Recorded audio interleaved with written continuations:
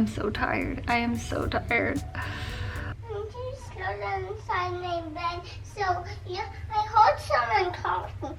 It's me. I'm the one talking. No, you are more supposed to go to sleep. Hi everyone, my name is Christina. Welcome to the channel. I received many requests on how I shoot and edit my videos, specifically my bullet journal plan with me videos. So today I'm going to show you what I do in terms of production, how I shoot the videos, and then at a later date, I'm gonna show you how I edit in Final Cut Pro. Jeremy, my close friend and cinematographer, he actually just arrived, so let's get all of the equipment in and start setting up.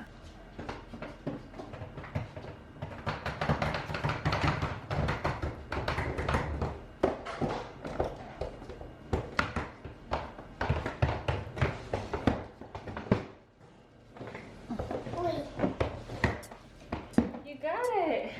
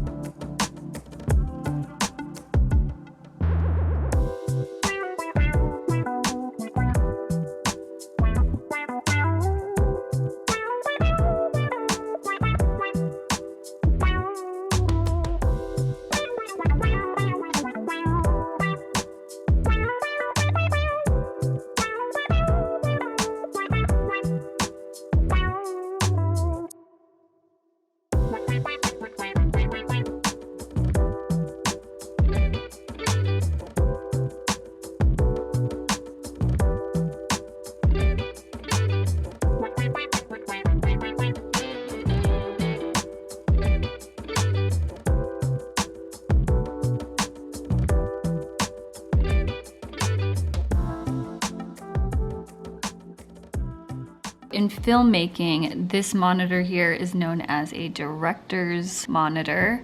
This is something that the director would be carrying so that he's not standing next to the camera, just so that it's easy for him or her to see.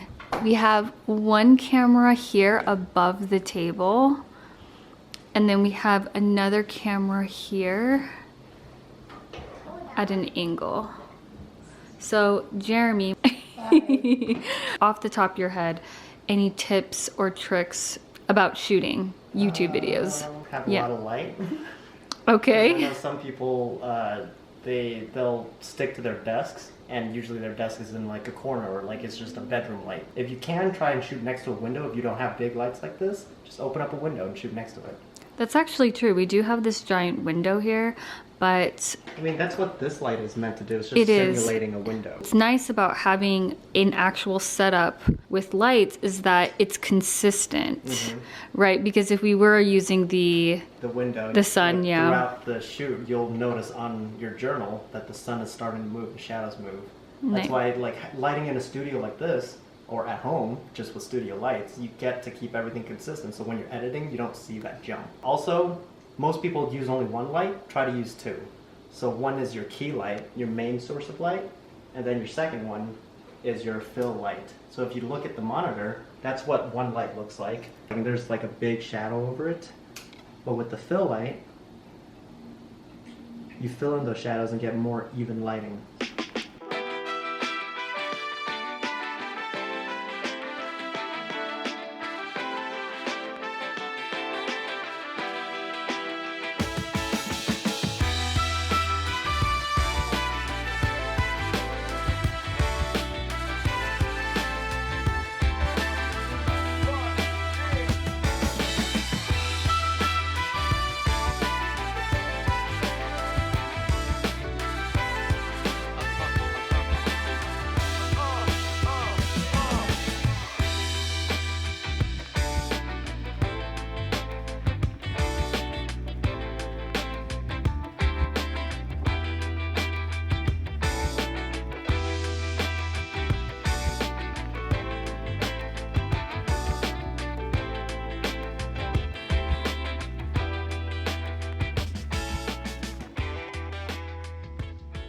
I'm so tired. I am so tired. Oh my goodness. So Jeremy got here at 8 a.m. this morning.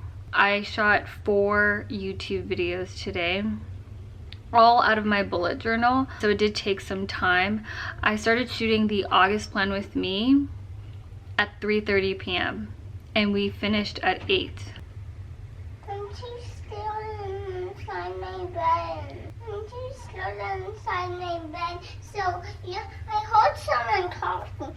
It's me! I'm the one talking! No, you are more supposed to go to sleep. Hey guys! Time to whip this baby out. This is my hard drive. This is the hard drive that Jeremy and I pass back and forth whenever we have a shoot. He uploads all of the footage on this 500 gig hard drive and then gives this to me, and then I upload this to my external hard drive, which is about, I think, somewhere between 8 to 12 terabytes. So yeah, I have a lot of space, but I need that because I'm constantly shooting videos, posting videos, so I need a lot of space. The main goal for today is my voiceover, and I like to write that ahead of time, and I like to reference the footage because, you know, sometimes like I want to talk about like what I'm actually doing in the video, and then also talk about, you know, just like side conversations. Sometimes I share a story with you guys.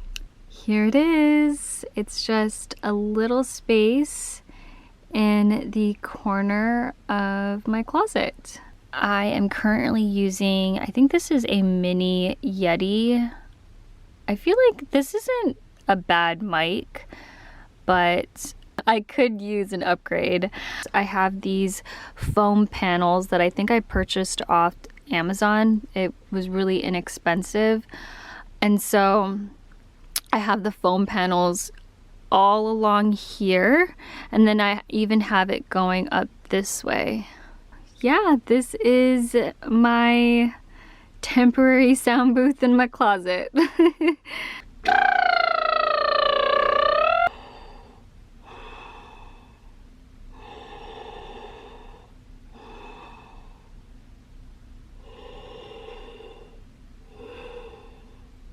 Hello everyone! This month's theme is inspired by Archer and Olive's June summer subscription box, An Ethereal Desert.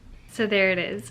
You know, when you're first starting out on YouTube, as much as it sounds nice, and even if you have the money to purchase, you know, top-notch equipment to use for your YouTube channel, I think that, you know, that's great. But it's also important to get used to making YouTube videos before you make such a big investment in equipment. So yeah, I've been using that Yeti mic in, you know, my closet as a sound booth for maybe the last year and a half, actually. I think when the pandemic started, I started doing my own voiceovers, and I kind of just kept doing it. Because before I used to record my voiceovers with Jeremy, but that would mean I'd have to have my voiceover written the day that I shoot the video. I like the fact that I'm recording my own voiceovers because then I can include things that happen in the Plan With Me videos versus like it's already written and I don't even mention if, you know, something significant happens in the video. You guys will see in this one that one of my markers exploded, and so it kind of made a mess, and so it'd be kind of weird not to acknowledge that in the voiceover if I was recording my voiceovers the day of the shoot. While I edit, I want to share my editing style, what goes through my mind, and why I make my choices while editing. So you can see what I like to do, and hopefully maybe it'll be helpful in your editing style. A general rule of thumb I follow is not showing the same action repeatedly, which can quickly happen when editing a monthly bullet journal setup. There's a monthly theme, and most times I'm drawing, painting, or coloring in the same thing or some variation of the theme. A perfect example would be my July lavender theme, where the entire spread is covered in lavender. At the beginning of the video, I started with my micron pen, and you see me draw one flower. That goes on for a minute and a half, and then cuts to an above camera angle with all the flowers drawn in. I make this choice because, one, that was a minute and a half out of an 11-minute video. If you guys saw me draw every flower on this page, you would be looking at a 30-minute video. So this shorter version is more to your liking while still displaying my point. Number 2, this is only the first page of the spread. There are plenty of other opportunities for me to show me drawing the flower again. For my Ethereal Desert August Plan with Me spread, there is a lot of coloring. As the viewer, you are seeing this for the first time, so I need to show you how I'm coloring this in its entirety. One way I do that is by speeding up the footage. You'll see here, I'm hovering over the timeline, looking for that moment when I'm almost done with coloring this first page.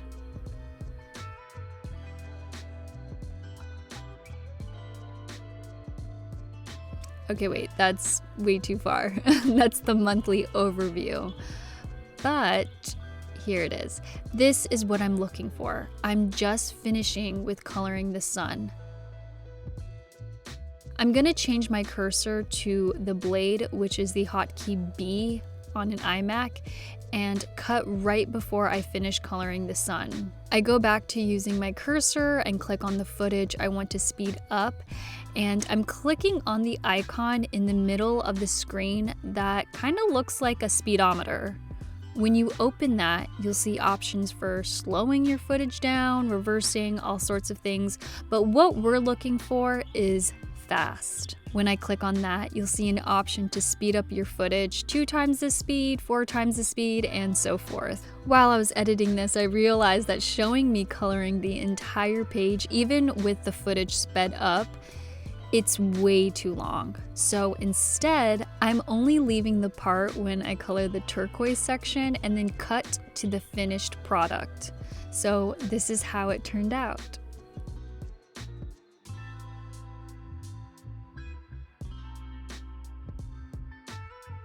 Now, I wish I would have shown you guys me coloring in the entire page. That would have been great to start off the video that way, but because I'm creating this same landscape on every page of this spread, I knew I'd have other opportunities to show you when I'm using the other colors.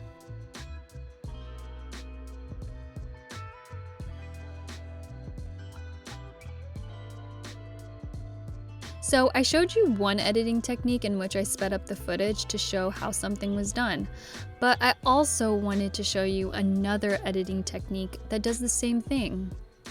Instead of speeding up the footage, you can show the start of a task and then cut to the ending. I use this technique when I'm coloring in the purple circles in the weekly setup. I pretty much delete the middle section, and the reason I do that is that I look at editing as a way of storytelling. If it's not moving the story forward, it's unnecessary. The video isn't about me coloring in each circle one by one, but instead moving on to the next task to complete the weekly portion of the setup. This is how it looks.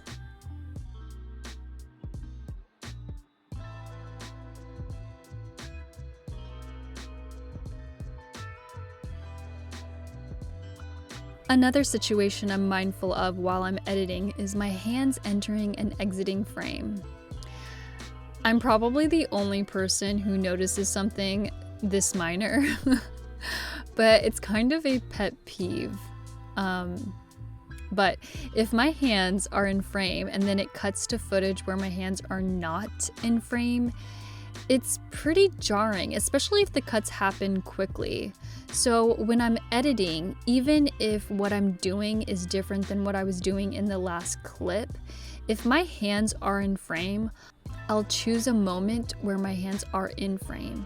If my hands are not in frame, the following clip will be where my hands are entering frame. I hope that makes sense. Like I said, it's just a pet peeve that I have, so I try to be mindful of that when I'm editing.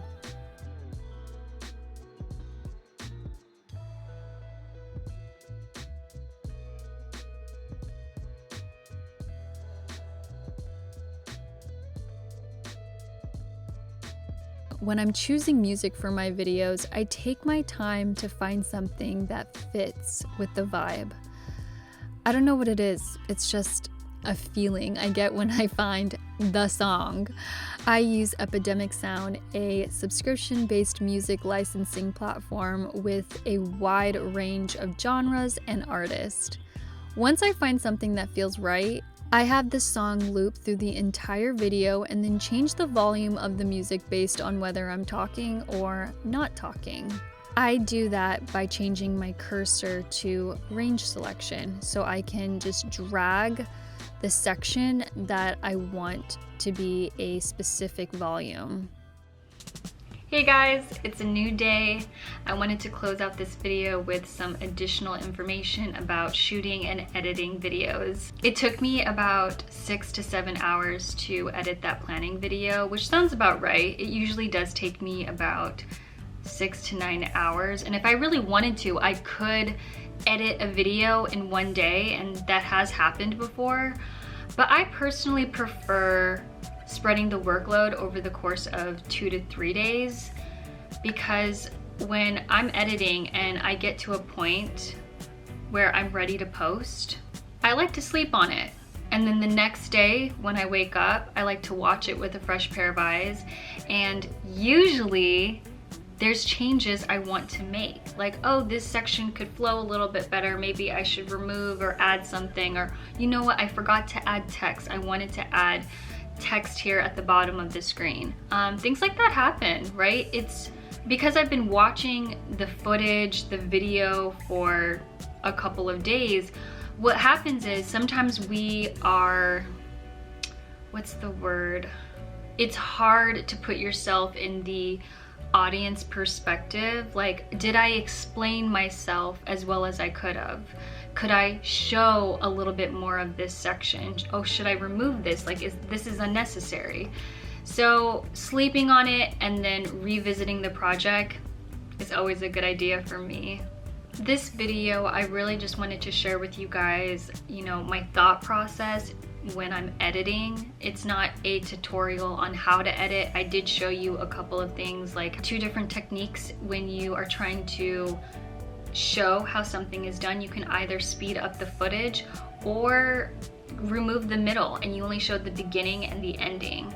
But there's also a lot of things that I didn't mention in this video that have a lot to do with how I shoot and edit my videos. I didn't show how I prepare for a planning shoot, pre-production. There's a lot that goes into that. The process of coming up with a theme and coming out with the layout and planning it out so that I'm not walking into the shoot blindly. That's happened to me before. And whenever that has happened, shoots have taken longer because I didn't plan. Another thing I didn't mention, color grading. That has a lot to do with editing as well, but I did not want to mention that because I don't think I'm as knowledgeable as other people on the internet. I mean, there's plenty of videos to watch that can teach you the basics of color grading, but if you noticed while I was editing the video, there was like a gray tint on the footage, and what's appealing is something that is brighter and not completely saturated, but there's a little bit more life, a little bit more color, because color grading is still something that I'm trying to figure out. It's hard. I'm not gonna lie, color grading is like one of those things that I absolutely hate doing. Yeah, I love editing, but I hate color grading. That's just something that I only know the basics, and I wish I had enough patience to learn, but I don't. Maybe I'll make a prequel to this video and show you guys the pre-production side. So if you guys are interested in that and want to see more, please give this video a thumbs up. And if you have any additional questions to shooting and editing, please leave your comments down below. I also want to share with you guys that next month I am coming out, not next month, this month, it is August. Alyssa, Brittany, and myself, we are doing a book review of Arsenic and Adobo by Mia Manzala, a Filipino-American author. It is such a great book. We're gonna be cooking Filipino food, talking about the culture and the book. I hope to see you guys on the 31st. I will see you guys in my next one. Bye!